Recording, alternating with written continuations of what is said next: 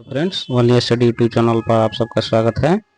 तो आज हम लोग का पॉलिटी का एक चैप्टर होने वाला है, इंटरनल इमरजेंसी यानी आंतरिक आपातकाल।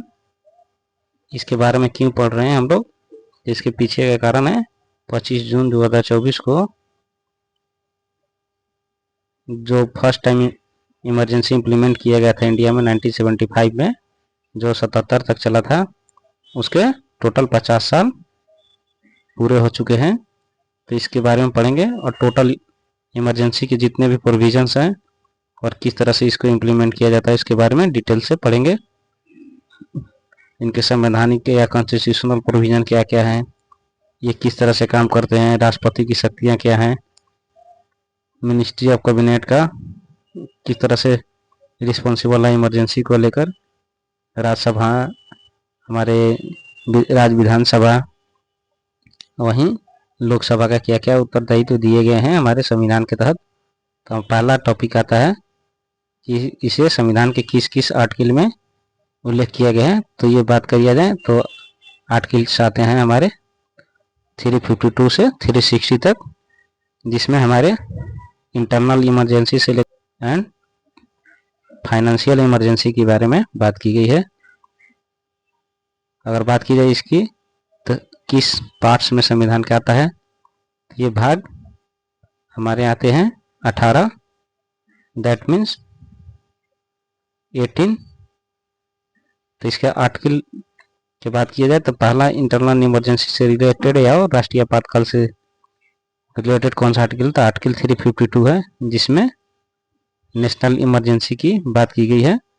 ये इमरजेंसी 3 तरीके से इम्प्लीमेंट किया जा सकता है, जब हमारे देश में युद्ध हो रहा हो यानी वार की कंडीशन हो, या बाहरी एग्रेशन हो, बाहरी आक्रमण हो, एंड थर्ड सशस्त्र विद्रोह हो देश के अंदर। ये होता है हमारे इंटरनल इमरजेंसी के प्रोविजंस के तहत। वहीं बात किया जाए आर्टिकल 356 जो है वो राज्य में राष्ट्रपति शासन की बात करता है, और इस आर्टिकल के तहत क्यों और कैसे राज्य में राष्ट्रपति शासन लागू किए जाते हैं, तो इसमें टर्म आती है संवैधानिक तंत्र की विफलता। यानी राज्य में जब भी संवैधानिक तंत्र की विफलता होगी तब आर्टिकल 356 के तहत राज्य में राष्ट्रपति शासन लागू किया जाएगा। इसके दूसरा प्रोविजन है, यानी जब संघ द्वारा कोई भी निर्देश दिए जाते हैं राज्यों को और वो निर्देश को पालन करने में राज्य विफल रहता है, तो उस कंडीशन में भी राष्ट्रपति शासन लागू किया जा सकता है। और ये किस किस आधार पर लागू किए जा सकते हैं, तो आर्टिकल 356 के तहत जब राज्यपाल की रिपोर्ट जाती है राष्ट्रपति को कि इस राज्य के तहत जब यह संवैधानिक तंत्र विफल है और राज्य सरकारें इसके अनुरूप कार्य नहीं कर पा रही हैं, तो उस परिस्थिति में या ऐसा राज्यपाल के विवरण के अतिरिक्त भी जब राष्ट्रपति को ऐसा प्रतीत हो कि राज्य में शासन को चलाना इस तरह के शासन को संभाल नहीं सकती है, जैसे मणिपुर में अभी करंट में राष्ट्रपति शासन को लागू किया जा चुका है। ये लागू किया गया था राज्य में संवैधानिक तंत्र की विफलता, और यूं कहें तो राज्य में जब राज्य के जो सीएम हैं मणिपुर के एन बीरेन सिंह, उन्होंने इस्तीफा दे दिया था। अगर बात करें कि देश में कितनी बार अब तक इमरजेंसी को लागू किया जा सकता है, तो इसमें अब तक 3 इमरजेंसी लागू किए जा चुके हैं।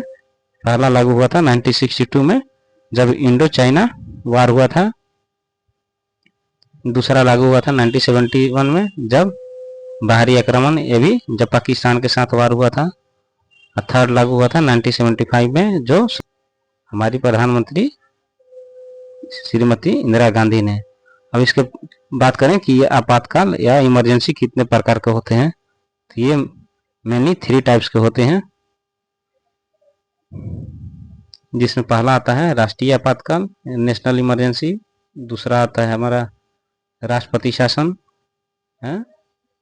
प्रेसिडेंट रूल, और थर्ड आता है फाइनेंशियल इमरजेंसी। अब एक एक करके तीनों के बारे में पढ़ेंगे और तीनों को कंपैरिजन करके देखेंगे किस किस में क्या क्या प्रोविजंस हैं और ये किस तरह से काम करती है। तो बात किया जाए राष्ट्रपति शासन की, तो राष्ट्रपति शासन को आर्टिकल 356 एंड 365 के तहत इम्प्लीमेंट किया जाता है, जो हम लोग पढ़ चुके हैं। यानी जब राज्यपाल से रिपोर्ट प्राप्त होता है राष्ट्रपति को कि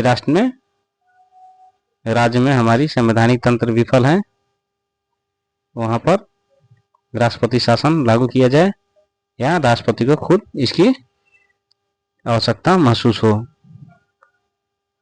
नेक्स्ट आता है कि ये संसद द्वारा कितने महीने के अंदर या कितने समय के अंदर इसको अनुमोदित किया जाना चाहिए। तो इसको संसद के दोनों सदन जो होते हैं, लोकसभा एंड राज्यसभा, वहां से इसको 2 महीने के भीतर साधारण बहुमत से अनुमोदित होना चाहिए। अगर नेक्स्ट बात करें कि इसकी अधिकतम अवधि कितनी हो सकती है, यानी राष्ट्रपति शासन की कितनी अधिकतम अवधि हो सकती है, इसकी अधिकतम अवधि हो सकती है हमारी 3 वर्ष 3 इयर्स, और ये हो सकती है 6 मंथ के संसदीय अनुमोदन के बाद में। यानी हर 6 महीने के बाद में राष्ट्रपति शासन लागू किए रहने के लिए दोनों सदनों से आपको संसदीय अनुमोदन की जरूरत पड़ती है। यानी ये अनुमोदन केंद्र सरकार को लेना पड़ता है राष्ट्रपति शासन लागू रखे रहने के लिए।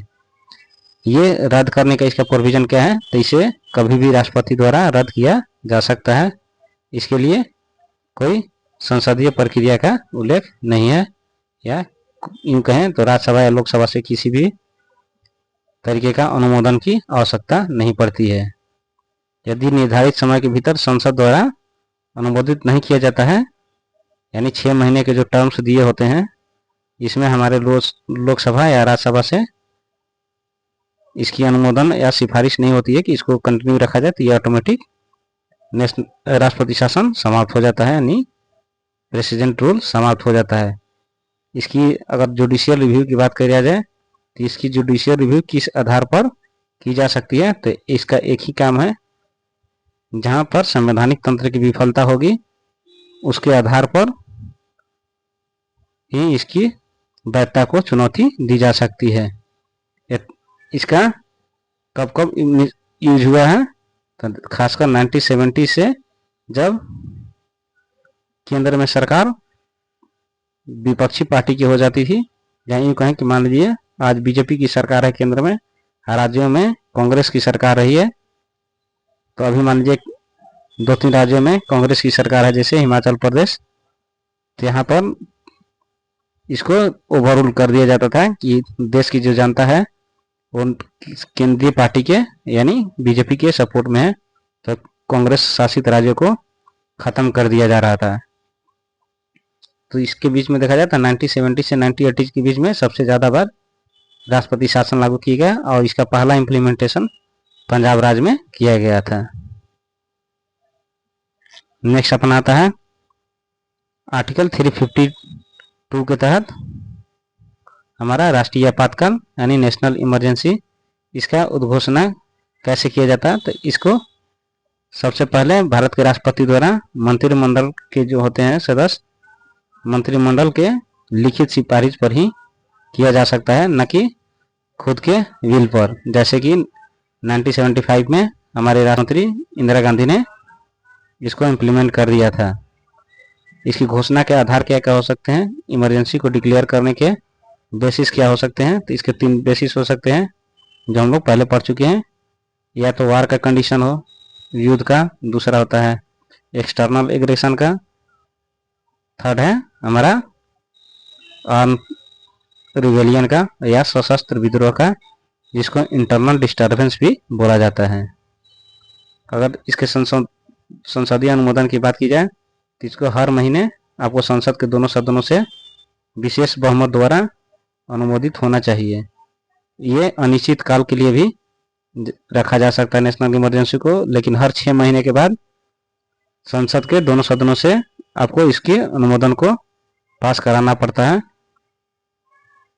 रद्द करने का तरीका वही है जो राष्ट्रपति शासन में था, यानी राष्ट्रपति द्वारा किसी भी समय से निरस्त किया जा सकता है यदि संसदीय अनुमोदन निर्धारित समय के भीतर नहीं दिया जाता है।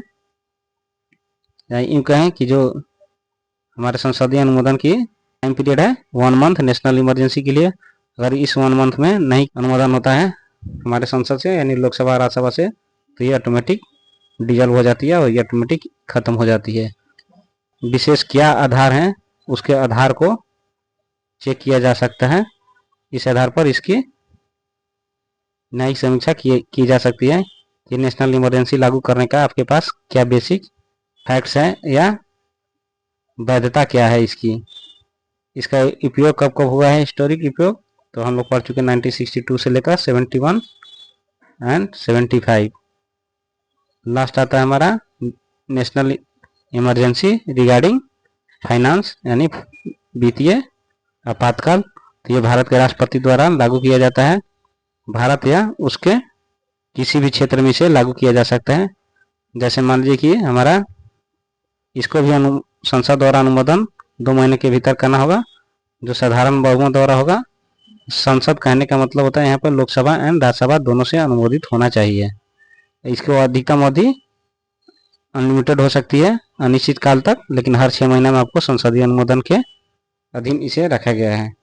रद्द कब किया जा सकता है, तो रद्द इसे राष्ट्रपति द्वारा किसी भी समय किया जा सकता है या निर्धारित समय के भीतर जब संसद द्वारा इसको अनुमोदित नहीं किया जाता तो यह स्वतः ही समाप्त हो जाता है।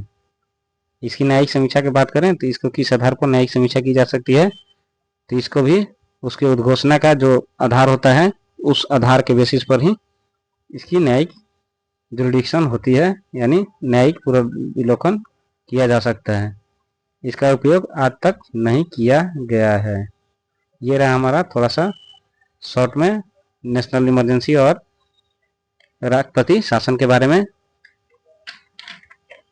मिलते हैं नेक्स्ट वीडियो में चुनावी बॉन्ड के बारे में जानते हैं, जो कि हाल ही में सुप्रीम कोर्ट द्वारा असंवैधानिक करार दे दिया गया है। तब तक के लिए बाय।